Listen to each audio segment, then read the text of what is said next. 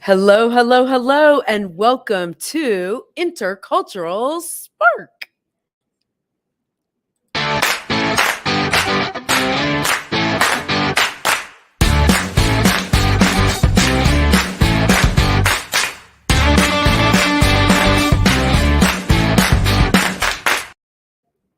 All right. Hello, hello, hello. Hoping we have enough Wi-Fi to be able to run our entire show. I am here at the Heartland Fall Forum. It is like the biggest book show for independent booksellers in the Midwest, presented by the Midwest Independent Booksellers Association and the Great Lakes Independent Booksellers Association. And my friend Erica and I are both here. Erica is an award-winning author. We are both here on behalf of our publisher, BQB Boutique of Quality Books Publishing and WriteLife Publishing. And Erica, welcome. Thank you. It's great to be here. Thank you. So the first thing we're going to do, which we always do every week, is the interpretive aerobics exercise of the week. And so this is actually, it is, here we go, it's the flash exercise. So this is an exercise that has been specifically chosen because it relates to the theme of today's show. So I'm going to show it to you. I'm going to invite you to do it. But then at the end of the show is when we'll actually get how we do it. So you're going to start with your palms up like this. Okay. Arms come out. So that's a rotator cuff move. And then you come up. We bring it back down. That squat was optional, people say, and then bring it back into the close. So we can even do it at our chairs. I like it to be an exercise people can do at their chairs. So palms up, you come open, you come up, and you come back down and in. That is both rotator cuff on that opening, and then your shoulders as you lift up. Actually, if you bring your elbows behind you as you come down, you're going to feel that gets into your lats where it's in your upper back. Multi-purpose exercise that's really good for if you're sitting at your desk all day. So again, we're here at the Heartland Fall Forum. Eric and I are here because both authors and also with our publisher, but I want to start first, show us your book. So Erica's first book has like multiple awards and it's amazing. Tell us about your book and what got you to write it. So my book is called Give, and it is an edgy family drama. It is the story of two sisters from a fractured family. Some reviewers have called it a dysfunctional family. And it touches on a whole host of modern themes, from infidelity to polyamory, queer identity, modern fertility. But it is really a story of what we give to the people that we feel loyal to, and the people that we love. Oh, fantastic. And my friend, not me, comes from Wait, are we live? A dysfunctional family, but there's three sisters, so there's no parallel whatsoever. So people always say like, oh, I really want to write a book. That's such a great idea. What we wanted to look at a little bit today is the different steps that go into writing a book. So just from starting of writing a book, what made you decide to do it? And I know my book, did you mention, is much thinner, and I know how long it took me to write our book. Talk about the process of writing a book, because it's not easy. Or is it? Was it easy for you? No, it wasn't easy. Did you write it overnight? No, I worked on this book for probably 5 years. And then spent some time shopping it out as well. But it actually started as memoir and then went to fiction. Lost her. Yeah, there we go.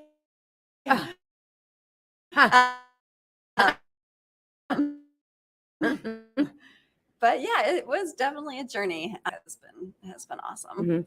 So clear that are important for book writing. And I apologize if we black out and come back. We are on again.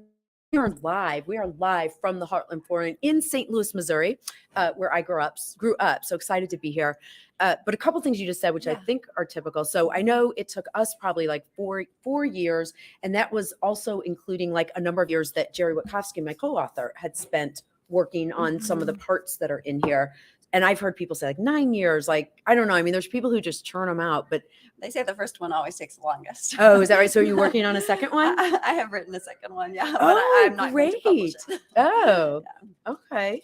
Yeah, but no, I have heard that the Mhm. first one takes the longest because the second time around, you know more about what you're doing. Okay, what So, you're doing. mhm.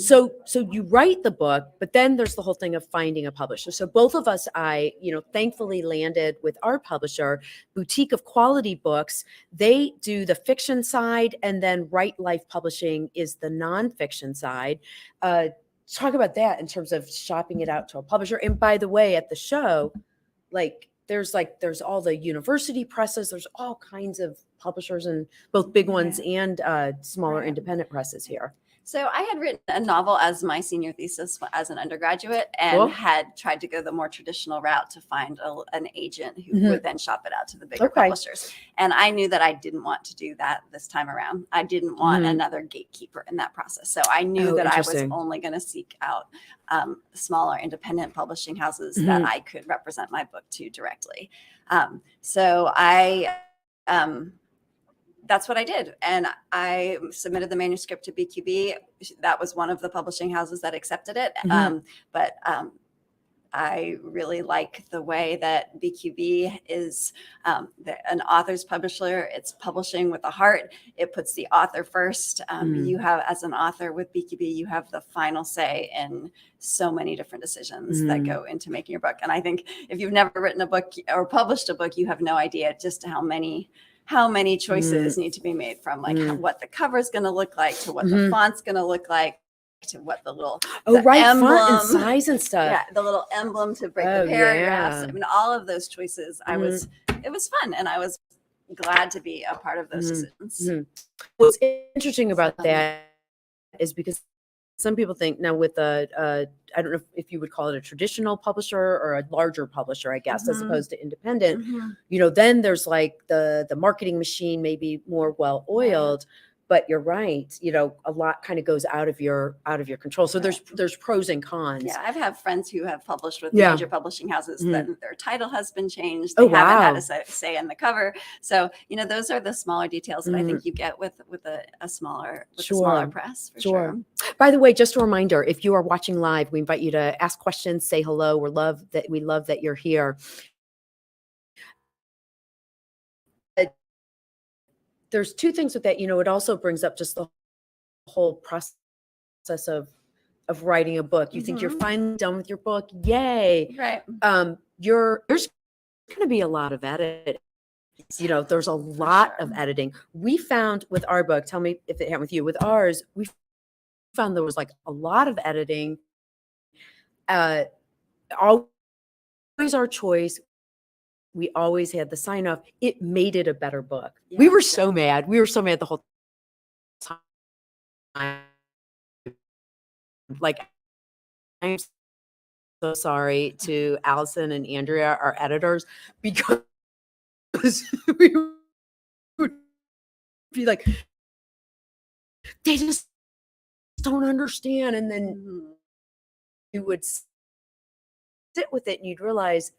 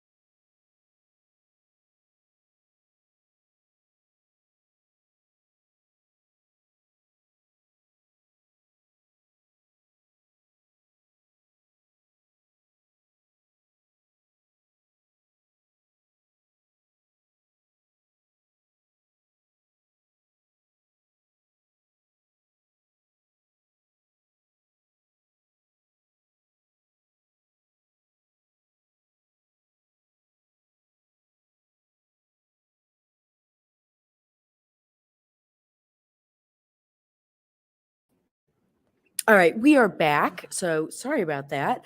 I am going to be brave and try one more time just to show you a scene of what we are enjoying here at the book show. There we go. So that's our booth at the Boutique of Quality Books and WriteLife. So we've got our booth. This is, you can just see the setup. So people are just setting up, but it's kind of exciting. There's like, yeah, so many. I have no idea, but lots of different publishers here. So there's rows and rows of publishers, and then there's like 300 booksellers into stores who are attending. IPG is how our books are distributed. So they are the independent publishers group. So for any bookstores that want to carry our books, that's where you do that. So, all right. So tell me more. I mean, you've been in this book industry so much more. Tell me more about you or what you're thinking. So when I first published, before Give came out, so it came out in April, but in September when the ARC was released, my publicist submitted a proposal to the Southern Independent Booksellers Alliance. So just like this show, but in the Southeast. And I got an opportunity to do a 15-minute presentation about Give at that book show. And it just opened so many doors for me as a new author. I was invited back as president of the organization to do another presentation at a different conference. Shelf Awareness, which if you're not familiar is one of the big reviewers. So sort of like Publishers Weekly, Shelf Awareness is a big industry. They had a representative there who heard me speak and then requested that we rush the advanced review copy of my book to them. So that was one of BQB's first major reviews. Self-awareness, did they do a specific kind of book or just? No, they review all kinds of titles. And they actually, I think, get booksellers to review their review the titles.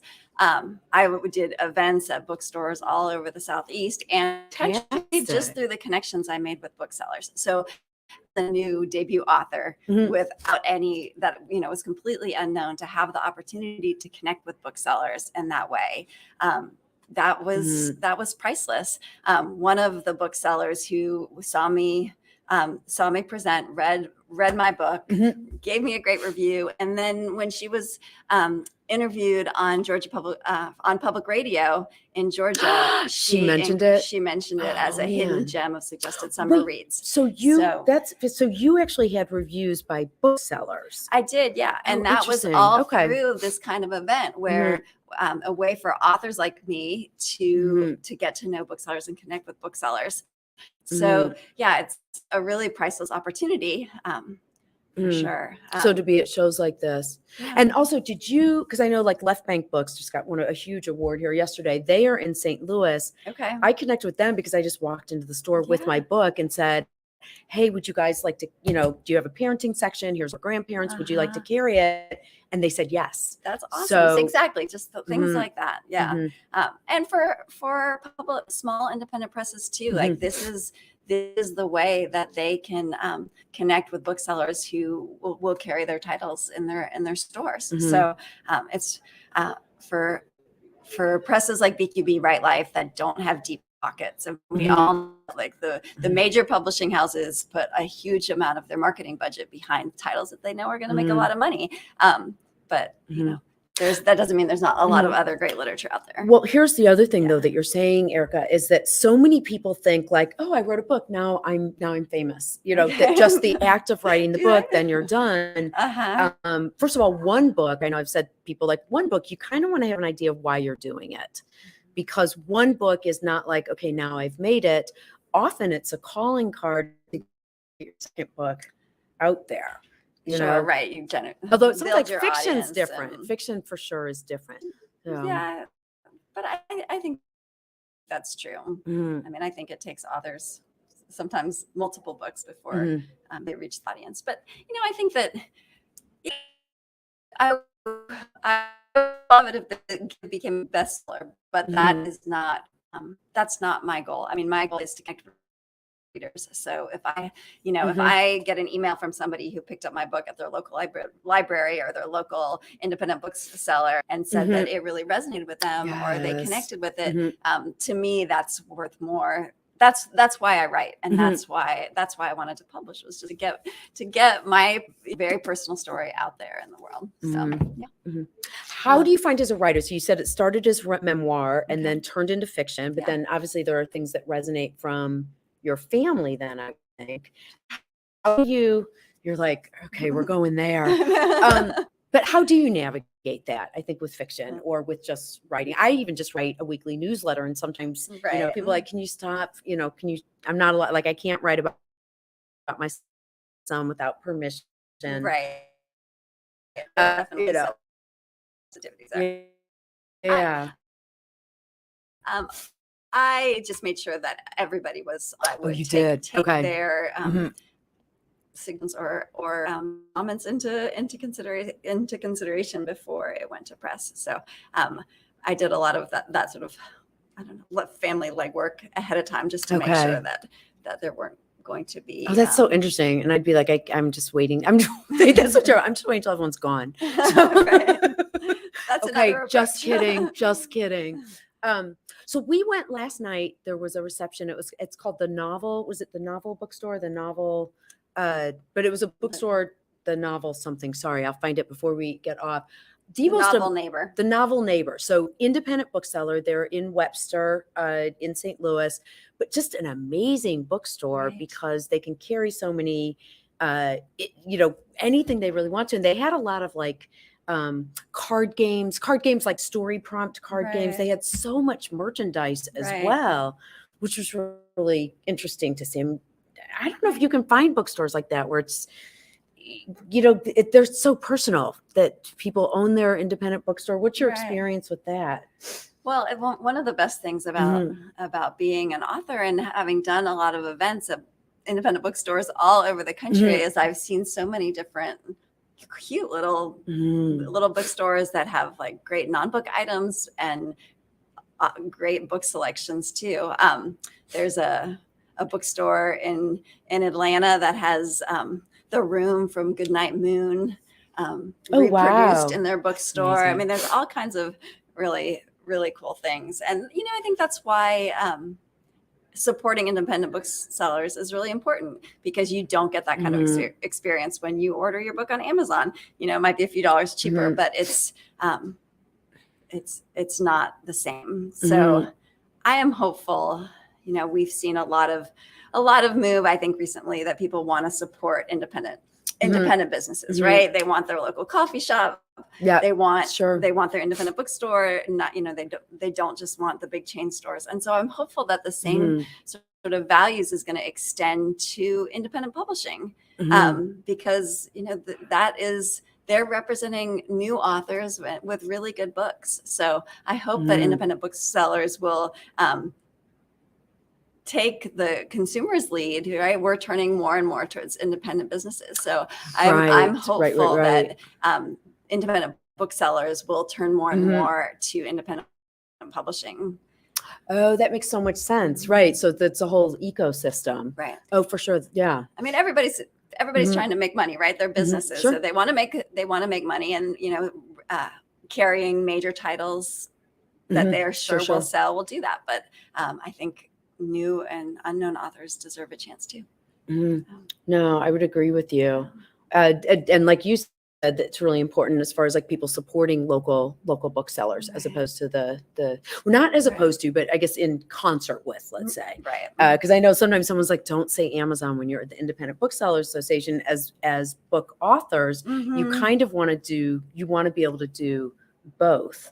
And part of it has to do with that whole issue of getting reviews, right? Of, people look online, even if they go to their independent bookseller to buy the book, they often will check, let's say, Goodreads or Amazon or places like that to see the reviews ahead. Reviews ahead of time. Yeah. So, which, by the way, if you're watching this, please review Where Two Worlds Meet and review Give. Believe it or not, reviews actually do make a difference. Yeah, they do. I mean, both in terms of people wanting to choose their books, and then I've heard they also make a difference with algorithms that in terms of, how your book gets represented online. So honestly, the algorithm is the most important part. Yeah. It is. There's certain things that you get unlocked at certain levels, which actually, believe it or Mhm. not, with Amazon, I heard it's actually only 20. Oh yeah. If you get Okay. 20 reviews, you're able to do different promotions within Amazon. Okay. But I know we're shooting for like 100. We made it to 29 with that. But yes, Gotcha. that's like the first. I'm shooting for 300 and I need like 15 more. Oh man. So- Okay, fantastic. So for anyone watching, go to Amazon. The book is Give by Erica Witsell. So 15 more. I will absolutely do that. Thank you. So actually, like I said, I think it's going to be emotional reading your book because of my friend's comparable experience. Yeah. Well, I'm just so thrilled to be here now, Mhm. like at the Fall Forum representing BQB and WriteLife, because my book came out in 2019. Mhm. It's an older title now. I'm not putting a lot of like marketing force behind it anymore, but it's such an honor to be able to represent the books here. Terry, who is the founder and president of BQB and WriteLife, she and I did a couple of shows together early on in my journey. And she is so involved in the process of publishing books from the minute the author submits the manuscript to, when the book goes to press. So she's a very busy woman. And so she asked me whether if I'd be interested in representing BQB WriteLife at these shows. And it's just fantastic to be able to be here and try to connect these authors with booksellers. I think that is the point with going with an independent bookseller, or I'm sorry, an independent publisher like BQB and WriteLife. So again, Boutique of Quality Books is the fiction arm. WriteLife is the nonfiction arm. The books that we have at the table are everything from, there's a lot of young adult fiction. There's nonfiction, there's mysteries and thrillers. Right. There's children's titles, picture books. Terry chooses books that are of good quality, sort of across the board, represents authors all over the country. And one of the great things about being at a show like this is you can see where the booksellers are and connect them with authors that might live in that area who they could connect with them for events and whatnot. And one thing to note, Terry, I don't know if this was the impetus, what Terry said was, so Terry's an author as well. She's written a book on how to market your book, which I have actually. I drove to St. Louis from Chicago. I have it from Audible, which is your book. Our book's available on Audible as an audio book. Sure. That's something to think about if you're not a big reader, or if you are a big reader, but who did you have do it? We auditioned. It was really fun process. Are you reading yours? I did not read mine. I listened to the auditions as well. Yeah, we did as well. It's Dave Arlington, and then he brought in. So our book has letters from grandchildren, anywhere from age like 13 to 8. When they wrote it from their parents. Dave Arlington, who's fantastic. He's got this just really friendly grandpa-y voice. He's the reader, but then he brought in Laura Horwitz to do the letters, so that you get that contrast. Very nice. Yeah. I thought that process was fun, though. Yeah. Not so much. I think I had my characters' voices in my head, and maybe that's a difference to writing fiction versus nonfiction. But I had the way I thought they sounded in my head, and so the voice actor who read Give, her interpretation was different. So I had to take a little step back from that process so that I wasn't. We found there was give and take, though. We did have to go back and be like, yeah, that's not how, right. Like there is give and take, but I guess that's exciting part of learning of how to give that feedback. But I was saying, so I'm going to be listening to Terry's book on how to market your book on my way back to Chicago. And then she has another book that I think is a fiction book that's at the table The Family as well. Inheritance. So, well, I think it's time. Did you have any other questions or anything else you want about the show? No, I think we covered everything. Okay, so I thought now is the time of the show where we actually give you a chance to guess why we picked this exercise for the book. Because we're both on screen, it's hard to do it. So I'll let you, you want to do it, and I'm going to scoot this back and show this exercise one more time. Okay. And then you can guess why it's, here we go. I'm going to try to follow you. All right, so palms are up. Palms are up at elbow height. Okay. You open up. That's a rotator cuff exercise. You scoop up. and then you come down behind you. So you got rotator cuff, shoulders, latissimus dorsi as you pull back. And are we doing a squat with that too? You could, you don't. Okay. Okay. Yeah, let's add it.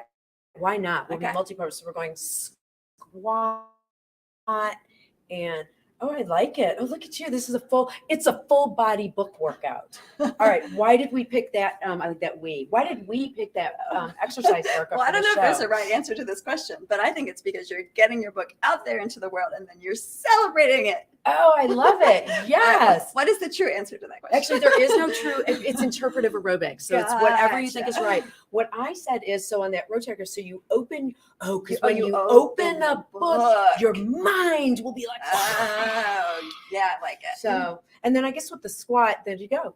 We added the celebration. Woo, So, okay. Well, thank you so much for joining me. And thank you everyone for being here. We are live at the Heartland Fall Forum. There are, dozens and scores of publishers, independent publishers, larger publishers that are exhibiting all their books. And then there's like 300 independent booksellers who are here. It's presented by the Midwest Independent Booksellers Association and the Great Lakes Independent Booksellers Association.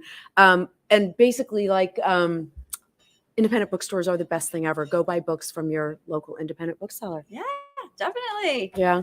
Oh, there you go. And Yep. Give by Erica Witsell and Where Two Worlds Meet. Oh, thank you. We'll see you all next week. Thanks for everyone who joined live or after the fact.